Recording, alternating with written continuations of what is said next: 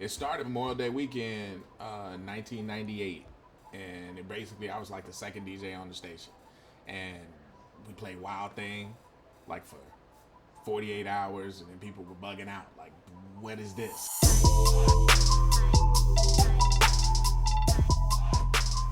My name is Orlando, program director of WiLD 94.1, also host of the Morning Freakshow, and just radio fan, music head.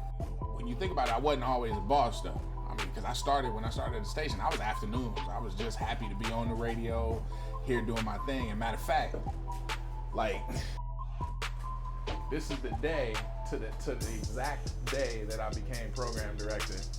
And since I proudly announced Orlando Davis has been named program director at WLD. Orlando's leadership, experience, and commitment in radio will help WiLD continue to grow. Let's all congratulate Orlando. Go WiLD. That was 1999, December 3rd. And it was funny because I was just one of the DJs, and it was like a sales revolt. They was like this is him. I wouldn't be able to put my kids through college. I wouldn't be able to do a lot of stuff if it wasn't for him believing in me. And he's like a big brother, and he put me on like for a career, not just a job. But if I was able to be in radio for like a big chunk of time, I wanted to make sure I did some things that made the people around like know that I cared about the city.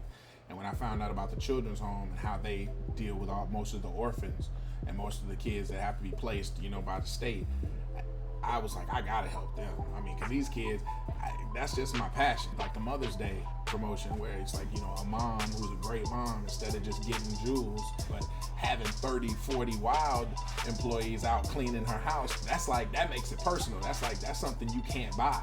WiLD 94.1 as a brand is always about party music. You bring in people who you can like meld them into the team, and they could be individuals, but they can also kind of be another finger on the hand. It's like each finger is all right to wave around, but to really have a punch, everybody got to be on the same accord and just ball it up for a fist. So I think all of us pretty much represent a finger on the hand. The hand is WiLD. I think when you mess with WiLD, whether it's us doing Wild Splash and you bring like, Amine that we brought Russ, but when I got to know Russ, I got to know him on a kind of studio session in Atlanta where they just flew me up to make sure I could hear this new artist, because they're like, yo, he's coming and we want people to be excited about it. I heard him and ran back like, yo, it's this kid, and this kid is like, he's been putting out records on his own independently and just waiting for his chance to pop. And we're like, I think the perfect way for us to introduce him to the market is Wild Splash. When I first came here, man, it was like I had to stay with one of my boys. Shout out to DJ Rose. And he was like, drive up, man. Come on, you can stay with me. Find you a place. Ain't got to worry about it. So when I finally got to the bridge, I'm like, oh, I'm here.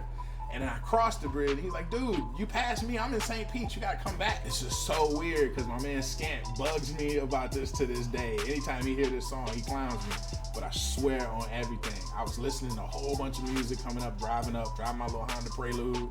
And I went up in the parking like garage all the way up to the top. And so when I got to the top, I just wanted to look around. I'm like, I'm about to be on the radio in Tampa against people who I've respected and looked at in the game for a long time. I don't know if I can do this, because I left where I was king to come here where I'm like, they don't know me. And I stood up on the point. It was almost like the Titanic. I stood right on the corner of the parking garage where it was just me and then just space. And I looked out and I saw the St. Pete side and I saw the Tampa side, and I was just like bugging. Like, this spot is way above my pay grade. I cannot rock with this. And I'm just like looking out, and I swear for like 4 minutes, I was just in like a zone, just like staring out, and this song was just playing.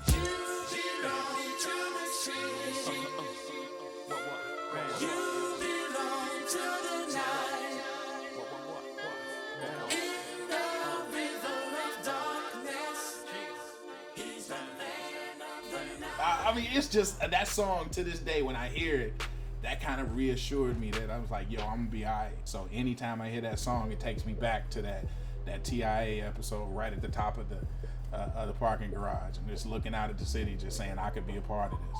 And I like that. So, I kind of have to. I'm Orlando. I'm the program director. I'm the father. I'm a Tampanian, and I'm WiLD 94.1.